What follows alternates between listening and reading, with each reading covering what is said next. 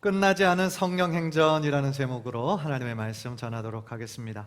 어떤 영화나 드라마를 보면 열린 결말로 끝나는 것들이 있어요. 그러니까 열린 결말이라는 것은 뭐냐면 주인공이 어떻게 됐는지 그 영화나 드라마에서 보여주지 않고 그냥 끝나버리는 거죠. 갑자기 이렇게 끝나버리는 거예요.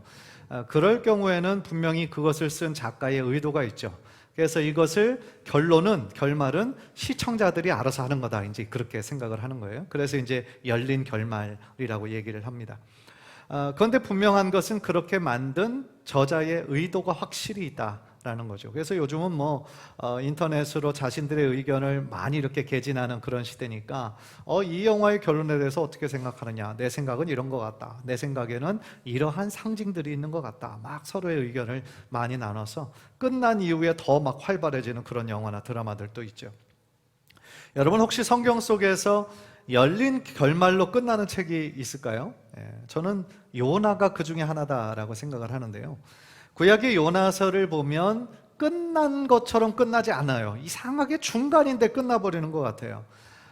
요나가 니느웨가 이제 멸망하기를 기다리면서 성읍 위에 이렇게 앉아서 바라보고 있는데 너무 뜨겁잖아요. 그 고대 근동에 이제 그 낮 시간은 마치 막 그 사막 기후처럼 굉장히 낮엔 뜨겁고 밤에는 춥고 그렇거든요. 근데 그늘 한 점 없는 데서 이렇게 앉아 있으려니까 얼마나 괴로워요. 근데 하나님께서 박농구를 탁 해주시잖아요. 그러니까 막 너무 좋은 거예요.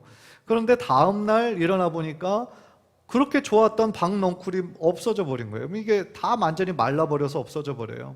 그러니까 요나가 막 승질을 내잖아요. 성질을 내고 분을 내면서 그냥 자신이 차라리 죽는 게 낫겠다고 막 오버하는 거죠.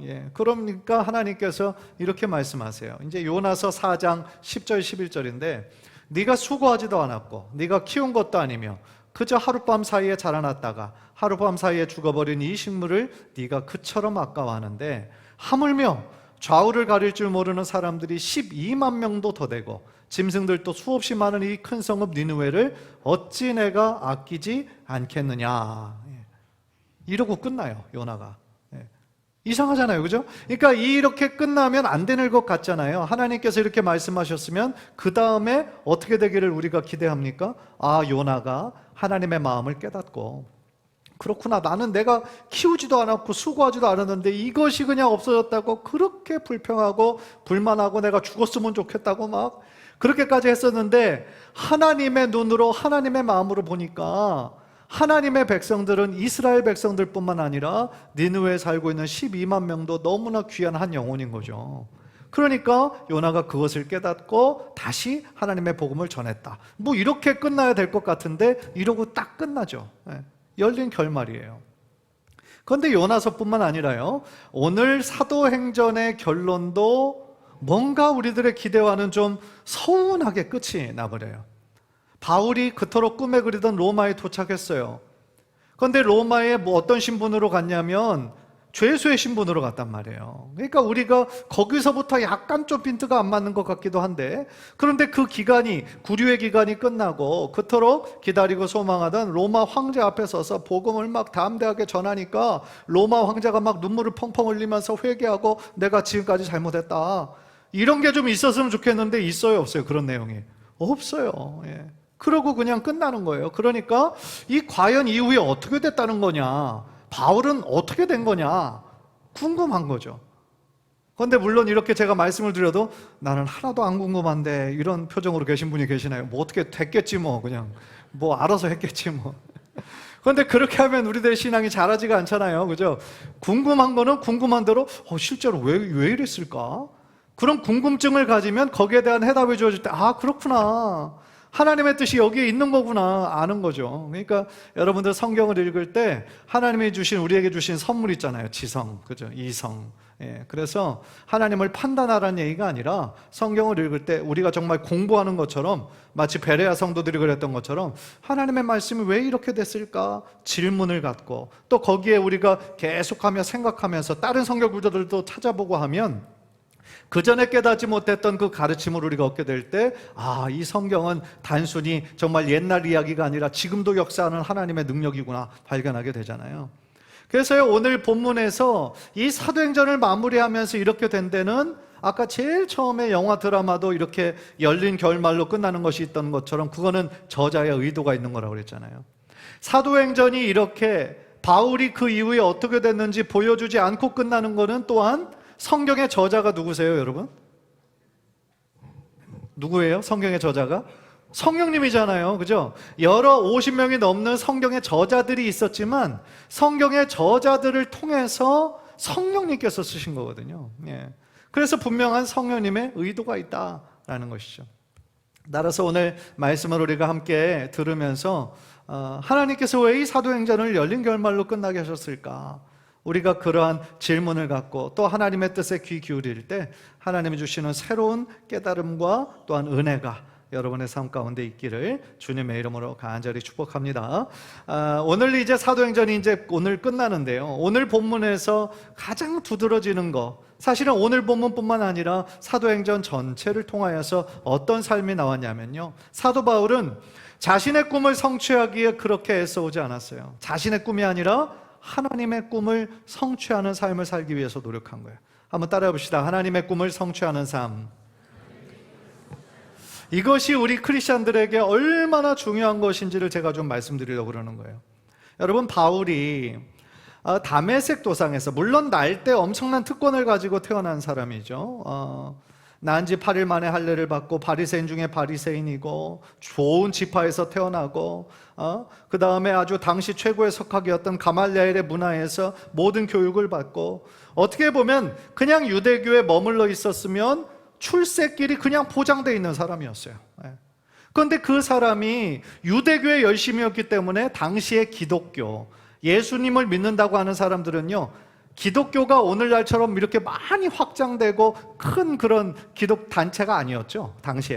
당시에 메인은 유대교였고요, 이 기독교는 분파였어요. 당시에는 작은 분파였어요. 그러니까 이 유대교의 입장에서 봤을 때는 이 기독교는 이단처럼 생각을 한 거죠. 이단, 당시에. 그러니까 사람의 피를 먹고 이렇게 한대더라, 그런 성만찬 가지고 이 유대교인들은 그런 오해를 하고요. 그래서 당시에 이 유대교의 열심이었던 바울이 봤을 때 이 기독교를 핍박하고 그렇게 대적한 이유는요, 그게 그렇게 해야 되는 줄 알고 그랬던 거예요. 그게 하나님의 뜻인 줄 알고 그랬던 거예요. 그러니까 바울이 얘기하잖아요. 부활하신 예수님 만나고 난 이후에 내가 잘못된 열심을 가지고 있었다. 그것이 하나님을 위한 일인 줄 알았던 거예요. 그런데 알고 보니까 부활하신 예수 그리스도, 자기가 그토록 핍박하던 그 예수님을, 부활하신 예수님을 직접 만나게 되니까 그때 이후로 바울의 꿈이 완전히 달라지죠.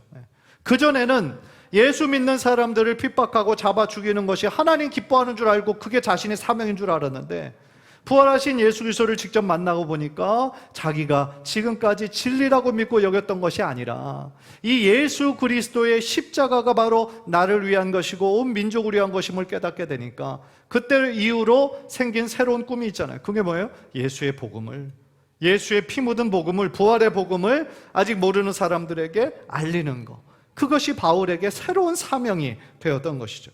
그래서 그가 1차, 2차, 3차 세계 선교 여행을 통해서 가는 곳마다 주님의 복음을 전하고 교회를 세우고 믿음의 사람들을 이렇게 세워나가는 그러한 여정들이 사도행전을 통해서, 또한 바울 서신을 통해서 쭉 우리에게 설명하고자 있는 거죠. 그래서 바울은요, 당시 그 세계의 중심이었고 모든 길은 로마로 통한다라고 하는 속담이 있었던 것처럼 그 로마에 가기를 원했던 거예요. 그런데 이 바울의 이 서신을 보면 로마로 가서 복음을 전하는 것이 최종 목적이 아니었어요. 로마에서 하나의 선교의 거점을 삼아 당시 사람들이 땅끝이라고 여기던 곳이 있었어요. 그것이 어딜까요? 스페인, 서바나. 그곳에 가서 복음을 전하는 것이 그에게 준 마지막 사명이라고 이 바울은 생각했던 것이죠. 그런데 이상하게도 바울의 그 꿈이 좀처럼 이루어지지 않았어요. 하나님께서 여러 번 그 길을 막으셨어요. 그래서 그 내용이 로마서 15장에 나오는데요, 22절 24절 보면, 그러므로 또한 내가 너희에게 가려 하던 것이 여러 번 막혔더니, 그 다음 보여줘야죠. 이제는 이 지방에 일할 곳이 없고 또 여러 해 전부터 언제든지 서바나로 갈 때에 너희에게 가기를 바라고 있었으니, 이는 지나가는 길에 너희를 보고 먼저 너희와 사귐으로 얼마간 기쁨을 가진 후에 너희가 그리로 보내주기를 바람이라. 그러니까 이제 바울이 부활하신 예수 그리스도 만나고 나서 남은 마지막 꿈이 뭐예요? 땅끝으로 여겨졌던 스페인에 가서 복음을 전하는 거. 왜 이렇게까지 바울이 열심을 기울였을까요? 왜냐하면요, 이 바울은요, 당시에 예수님께서 부활하시고 승천하신 이후에 50년이 채 안 됐을 때잖아요. 그리고 바울은 실제로 무엇을 믿고 있었냐면 자신의 때에 예수님 다시 오실 것이다 라는 확실한 믿음이 있었어요. 그렇기 때문에 예수님께서 자신에게 주신 땅끝까지 이르러 내 증인이 되리라 하시니라, 이 말씀을 자신의 때에 반드시 이루어야 되겠다라고 생각을 한 거거든요.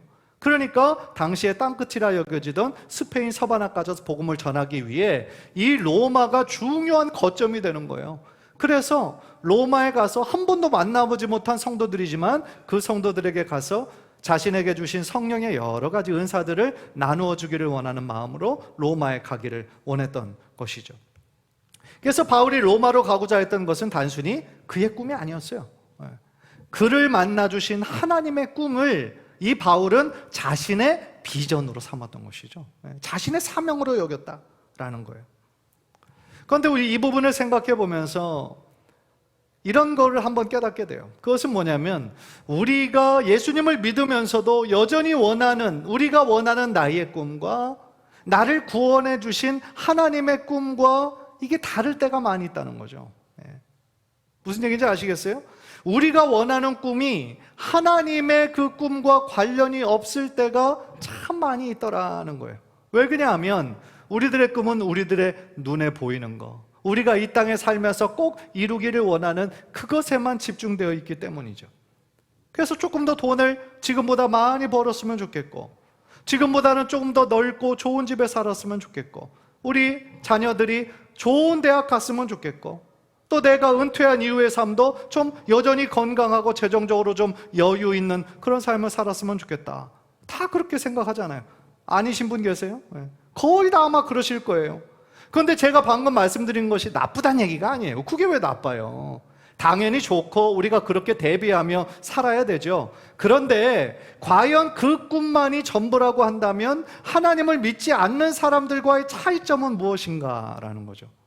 하나님이 나를 구원해 주시고 하나님의 자녀 삼아 주신 이유가 우리가 이 땅 가운데 살면서 정말 잘 먹고 편안하게 잘 사는 것만이 하나님이 나를 구원해 주신 목적일까? 그거보다 더 나은 뜻이 있지 않을까? 그게 저의 질문인 거죠. 그래서요, 우리가 크리스찬으로서 다른 세상 사람들과 좀 다른 어떤 꿈이 있어야 되지 않을까? 그런데 그것이 있다는 거죠. 하나님께서 나를 하나님의 자녀로 불러주실 그 이전부터 하나님은 이미 나를 향한 하나님의 꿈을 가지고 계시다라는 거죠. 여러분은 그것을 무엇인지 알고 계십니까? 그리고 그것을 이루기 위해 어떤 노력을 하고 계십니까? 우리는 보통요, 나를 향한 하나님의 꿈, 어떤 사명이라고 우리가 생각을 하면 특별히 어떤 막 목사가 되거나 선교사가 되거나 그런 걸로 자꾸만 생각을 하는 경향이 있어요. 그리고 자꾸 뭐가 되는 거, 어떤 직업을 생각할 때가 많아요. 내가 의사가 되겠다, 뭐 변호사가 되겠다, 내가 큰 사업을 해야 되겠다. 어떤 직업이 나의 어떤 사명이 되고 비전이 될 경우가 많은데, 사실은 하나님의 사명은요, 나의 어떤 직업에 달린 게 아니라 내가 현재 어떤 삶을 살아가느냐, 그것이 더 중요하다라는 거예요. 왜냐하면요, 하나님은 어떤 우리 인간적인 눈으로 보기에 어떤 성취, 외적인 어떤 성취, 성공을 보시는 것이 아니라 내 마음의 중심에 무엇이 있느냐를 하나님께서 보신다라는 거예요. 따라서 하나님께서 보기에 중요한 거는요, 나가 있는 삶의 자리에서 정말 과연 하나님의 영광을 위한 삶을 살아가고 있느냐, 아니면 똑같이 세상 사람들과 똑같이 그저 세상적인 어떤 성공과 어떤 성취만을 위해서 살아가느냐, 그거를 보신다라는 거예요. 그래서요, 여러분, 하나님의 역사는 우리가 그냥 흔히 생각하는 것처럼 내가 사업이 굉장히 성공해서 내가 어떤 높은 자리에 올라가야만 하나님이 더 큰 영광을 받으시겠지라고 생각하는 경향들이 있는데, 사실은 그럴 때도 있지만 그렇지 않을 때가 더 많이 있다는 거예요. 하나님의 역사는요, 우리가 눈으로 보기에 어떻게 보면 힘없고 연약한 사람들을 통하여 하나님의 역사가 일어날 때가 더 많아요. 왜 그런지 아십니까? 우리가 돈 많고 힘이 있고 권력 있는 사람들을 통해 어떤 일이 일어나면 사람들은 어떻게 생각할까요? 아, 그럴만하니까 그렇다. 아이, 그 사람 그럴만한 능력이 있잖아. 그 사람 많이 배우고 지혜 있는 사람이잖아. 그러니까 상대적으로 어떻게 될까요? 하나님의 하신 일이 잘 드러나지 않게 되는 거예요. 그런데 우리와 같이 특별한 것 없고 그냥 힘도 별로 없는 것 같고 지혜도 별로 없는 것 같은데 우리들의 삶 가운데 하나님의 역사가 드러나면 어떻게 될까요? 하나님이 하셨구나. 모든 것이 하나님이 하셨구나. 하나님의 은혜구나. 우리가 하나님께 감사를 올려드릴 수밖에 없다는 거죠. 따라서 하나님은요, 어떤 할 만한 사람들, 어떤 힘 있고 권력 있는 몇몇 높은 사람들을 통하여 하나님 역사하시는 것이 아니라 오히려 우리와 같은 보통 사람들을 통하여 하나님의 영광을 드러내시기를 기뻐하신다라는 거죠. 왜냐하면 결국 그 모든 것을 통하여서 드러나는 것이, 내가 잘해서가 되면 하나님의 영광은 없는 거죠. 내가 뭘 잘했기 때문에가 아니라 나는 부족하고 연약하지만 하나님께서 부족한 나를 통하여 이러한 큰 일을 이루셨다. 우리 하나님 전능하신 하나님이시다. 우리 하나님 정말 능력이 많으신 분이시다. 너무 좋으신 분이시다. 우리들의 입술을 통하여 하나님 영광 받기를 기뻐하시는 분이신 줄 믿으시기를 바랍니다. 따라서요, 우리가 이 땅 가운데 삶을 살면서 물론 여러분들 하시는 일을 통하여 정말 잘 되기를 저는 매번 기도합니다. 매일 새벽마다 기도해요. 여러분들 가정이 잘 되고 복 받기를 저는 기도합니다. 그런데요, 우리들의 삶이 거기서만 멈춰지는 것이 아니라 나를 향한 하나님의 뜻을 발견하고 이 믿음을 단순히 아는 데서 멈추는 것이 아니라 그 믿음대로 살아가는 삶. 복음이 단순히 천국 가는 어떤 교리요, 어떤 지식에 멈추는 것이 아니라 그 복음이 하나님의 능력임을 깨달아 복음대로 살아내는 그러한 삶을 살아가기를 우리 하나님 기뻐하신다라는 거예요. 여러분, 로마서 1장 16절 보세요. 로마서 1장 16절 다 같이 읽읍시다. 시작. 내가 복음을 부끄러워하지 아니하노니 이 복음은 모든 믿는 자에게 구원을 주시는 하나님의 능력이 됨이라. 먼저는 유대인에게요, 그리고 헬라인에게로다. 지금 바울이 복음을 뭐라고 얘기합니까? 16절 다시 보여주세요. 내가 복음을 부끄러워하지 않으니 이 복음은, 그러면서 뭐라고 얘기합니까? 모든 믿는 자에게 구원을 주시는 하나님의 능력이다. 따라해봅시다. 복음은 하나님의 능력이다. 복음은요, 어떤 교리가 아니에요. 복음은 교리가 아닙니다. 예수님의 십자가와 부활로 인해 내가 구원받고 하나님의 자녀가 되었다. 이 교리가 아니라 하나님의 능력이라는 거예요. 그런데 우리가 이 복음을 하나의 그냥 교리로만 삼아서 살아갈 때에 정말 중요한 게 우리들의 삶에 복음의 능력이 나타나냐 이 말인 거죠. 우리가 정말 크리스찬으로 주일날 이렇게 교회에 와서 하나님께 예배하고 헌금도 드리고 이렇게 하는데 과연 우리들의 삶에 하나님의 능력이 나타나고 있느냐 이 말이죠. 물론 어떤 분들은 정말 매일매일 나는 하나님과 함께 동행합니다, 그렇게 체험하면서 사시는 분도 계시지만 많은 분들은 고개를 이렇게 갸우뚱하는 거죠. 정말 그럴까? 그런데 여러분, 물론 하나님의 그 예수의 그 피 묻은 복음으로 인해 우리가 구원받았죠. 하나님의 자녀가 되었죠. 영생을 선물로 주었죠. 그런데 그것이 우리들에게 그냥 과거형으로만 끝나서는 안 된다 이 말인 거죠. 그냥 과거 구원으로 내가 구원받았다, 이것으로만 끝나서는 안 된다라는 거예요. 왜냐하면 복음은 하나님의 능력이기 때문에. 과거에만 우리의 삶에 만나주셨고 역사하셨던 과거 구원으로 끝나는 것이 아니라 지금도 역사하시고 우리를 통하여 일하시고 계시는 그 하나님이시기 때문에 우리는 그 복음을 살아내는 삶을 살아야 될 줄 믿습니다. 1장 17절 보세요. 1장 17절 다 함께 읽을까요? 시작. 복음에는 하나님의 의가 나타나서 믿음으로 믿음에 이르게 하나니 기록된 바 오직 의인은 믿음으로 말미암아 살리라 함과 같으니라. 복음에는 하나님의 뜻이 나타난다는 거예요. 하나님의 그 정의, 공의가 나타나서 믿음이 두 번이 나와요. 믿음으로 믿음에 이르게 한다. 믿음은 제일 처음에 나오는 믿음은 우리로 하여금 죄인임을 깨닫게 하고 예수님이 나의 구원자이심을 깨닫는 그 믿음인 거죠. 그럼 두 번째 나오는 믿음에 이르게 하는 요 두 번째 나오는 믿음은 뭘까요?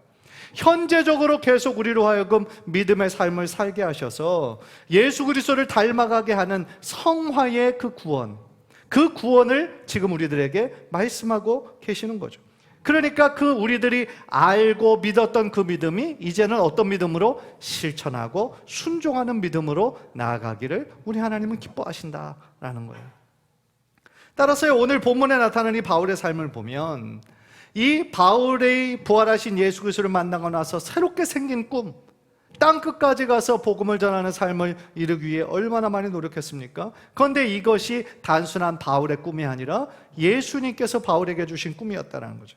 사도행전 23장 11절 한번 다 함께 읽읍시다. 시작. 그날 밤에 주께서 바울 곁에 서서 이르시되 담대하라. 네가 예루살렘에서 나의 일을 증언한 것 같이 로마에서도 증언하여 하리라 하시니라. 바울의 꿈만이 아니라 부활하신 예수님께서 바울에게 나타나셔서 주셨던 예수님의 말씀이었던 거죠.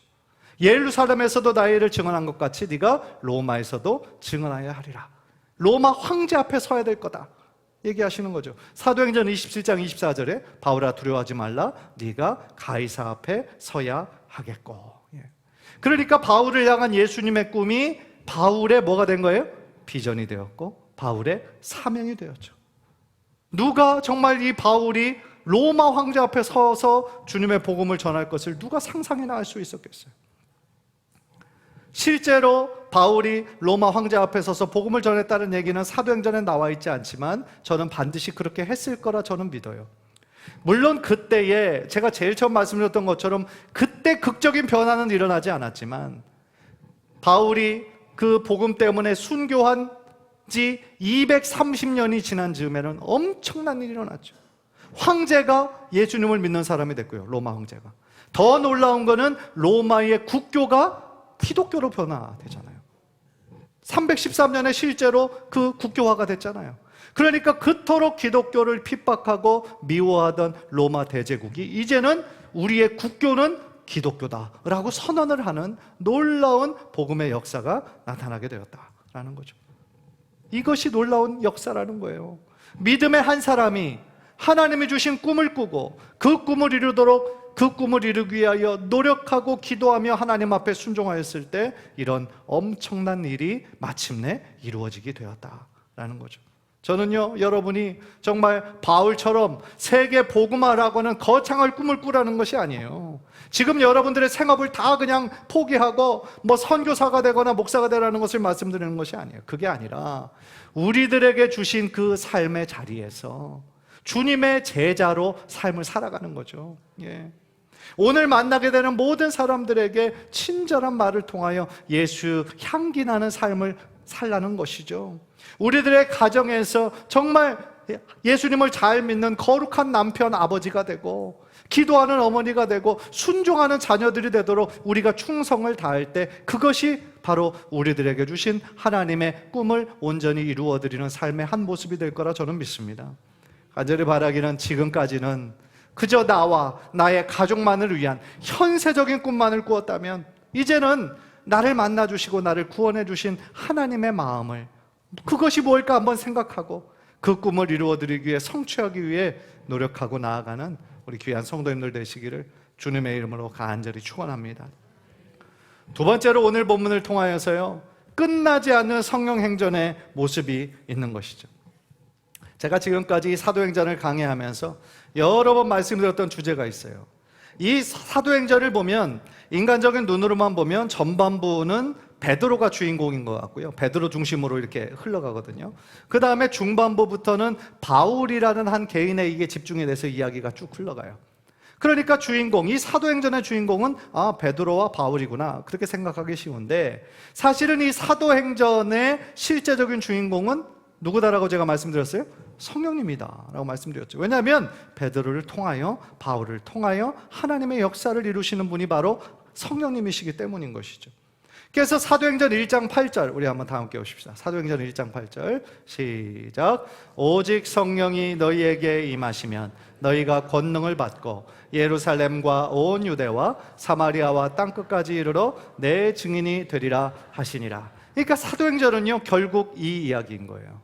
성령님이 임하셔서 놀라운 능력과 권능을 받고 예루살렘으로부터 시작한 복음의 부흥이 예루살렘 교회, 거기 모교회가 되었잖아요. 그러면서 그 유대와 사마리아, 그 빌립 집사를 통하여서 사마리아 지역이 복음화되고 바울과 같은 사람을 통해서 땅 끝까지 이르러 예수의 증인이 되게 하는 하나님 나라가 이렇게 선포되는 것이 이 사도행전의 주제였던 것이죠. 자, 그러면은요, 제가 제일 처음에 말씀드렸던 대로 바울이 로마에 도착한 이후 그러면 무엇을 했을까? 바울은요, 비록 지금 수갑을 찬 죄수의 신분이었어요. 그런데 그는 어느 곳에 있든지 때를 얻든지 못 얻든지 주님의 복음을 전하기에 힘쓰고 노력하는 사람이었죠. 그래서 23절을 보니까요, 23절, 그들이 날짜를 정하고 그가 유숙하는 집에 많이 오니 바울이 아침부터 저녁까지 강론하여 하나님의 나라를 증언하고 모세의 율법과 선지자의 말을 가지고 예수에 대하여 권하더라. 감옥에 있긴 있었는데 구류 중이었어요. 네, 그렇기 때문에 다른 죄수들처럼 실제적인 감옥이 아니라 마치 가택연금처럼 그렇게 갇혀 있었던 거예요. 그러나 여전히 그 죄수의 신분이었기 때문에 자유롭게 왔다 갔다 할 수는 없었고요. 그런데 손님이 왔을 때는 자유롭게 그들을 영접하고 말씀을 이렇게 가르칠 수 있었다라는 것이죠. 그래서 그는 사는 동안 자신에게 주신 그 기회를 정말 헛되이 보내지 않고 주님의 복음을 전하기에 그토록 힘쓰고 노력했다는 것이죠. 그래서 30절을 보니까 바울이 온 이태를 자기 셋집에 머물면서 2년 동안을 자기 셋집에 머물면서 자기에 오는 사람을 다 영접했다라고 이야기하고 있는 거죠. 그래서요, 정말 바울은 열정의 사람이었고 복음의 사람이었고 특별히 자기 동족 유대인의 구원을 위해서 그토록 많이 노력했던 사람이 바울이었죠. 그런데 여러분, 바울이 어느 나라 사람이에요? 유대인이잖아요, 유대인. 그런데 같은 동족이 바울을 너무너무 미워했죠. 굉장히 죽이려고 했죠. 그 이유가 뭘까요? 같은 동족인데? 유대인의 입장에서 봤을 때는 지금 바울은 어떤 사람이에요? 배신자, 변절자인 거예요. 변절자. 같은 유대교 우리 한 무리였는데 어느 날 우리가 이단처럼 생각하는 그 기독교에 어떻게 보면 기독교를 막 외치기 위해서 증거하는 사람이 되어버렸잖아요. 그러니까 유대인의 입장에서 봤을 땐 너무 꼴보기 싫은 거죠. 꼴보기 싫으니까 자꾸 그를 대적하고 그를 죽이려고 했던 사람이 다 유대인들이었던 거예요. 그런데 이 바울은 자신의 동족을 얼마나 사랑했는지 그 동족이 하나님께로 돌아오기를 유대인들이 그토록 오랫동안 기다리고 소원했던 그 메시아가 바로 이 십자가에 못 박히신 예수 그리스도라는 사실을 정말 열심으로 증거를 했던 거죠. 왜요? 동족을 사랑하는 마음이 있었기 때문에. 그런데 아쉽게도 바울이 그토록 힘있게 전해도 주님 앞으로 돌아오는 유대인들은 극히 제한적이었어요. 왜 그랬을까요? 바울이 그 복음을 잘 전하지 못했기 때문이었을까요? 아니에요. 그것도 역시 하나님의 뜻이 있었던 거예요. 왜냐하면 그 유대인들의 완악하고 복음을 받아들이지 않음으로 말미암아 복음이 이제 어떻게 된 거예요? 모든 이방인들에게 퍼지게 된 것이죠. 그것이 하나님의 뜻이었던 거예요. 그래서요, 이 바울이 열심으로 유대인들에게 복음을 전하고 또 이제 2년이 지나서 로마 황제 앞에 서서 복음을 전했을 건데 그때 이후의 이야기는 성경에 기록되어 있지 않죠. 그런데 후의 역사가들을 위해 우리들에게 알려지는 사실은요, 바울은 석방 후 2년 동안 있던 후에 석방 후 계속해서 주님의 복음을 전하다가 AD 66년에 네로 황제에게 다시 구속이 됐고요. 그 다음에 67년 봄에 참수를 당해서 순교를 한 것으로 알려져 있죠. 그렇다면 여러분, 제가 제일 처음에 던졌던 말의 결론을 이제 맺어야 될 때예요. 왜 사도행전은 열린 결말로 끝이 났을까요? 왜냐하면 사도행전은 아직 끝나지 않았기 때문이다라는 거예요. 사도행전은 끝나지 않았어요. 사도행전 28장으로 끝난 거 아닙니까? 물론 성경을 봤을 때는 28장으로 끝이 나죠. 그러나 아까 제일 처음에 말씀드렸던 것처럼 이 사도행전의 주인공으로서 계속해서 사도행전을 쓰시고 계시는 분은 성령님이시다. 이제 바울이 순교하고 자신의 사명을 다했다면 이제 땅끝까지 예수의 증인으로 예수의 제자로 살아가야 되는 사명은 이제 누구에게 주어지는 거예요? 우리들에게 주어진 거라는 것이죠. 예수님을 믿는 우리들, 한국뿐만 아니라 전 세계에서 주님의 제자로, 주님의 자녀로 살아가는 모든 자들이 이 바울에게 주었던 그 사명, 바울이 끝까지 감당하지 못했던 그 사명을 우리로 하여금 감당하기를 원하시는 것이 바로 하나님의 마음이고 하나님의 뜻이다라는 것이죠. 간절히 바라기는 우리가 오늘 말씀을 통하여서 정말 지금까지는 그냥 나와 나의 꿈만을 누리기 위해 살아왔다면 이제부터는 사도행전 29장을 새롭게 쓰는 마음으로 내가 속한 그곳에서 주님의 제자로, 주님의 사랑받는 자녀로, 이 땅의 빛과 소금으로, 주님의 향기로, 주님의 편지가 되어서 주님께 큰 영광 올려드리시는 저와 여러분 모두 되시기를 주님의 이름으로 간절히 축원합니다.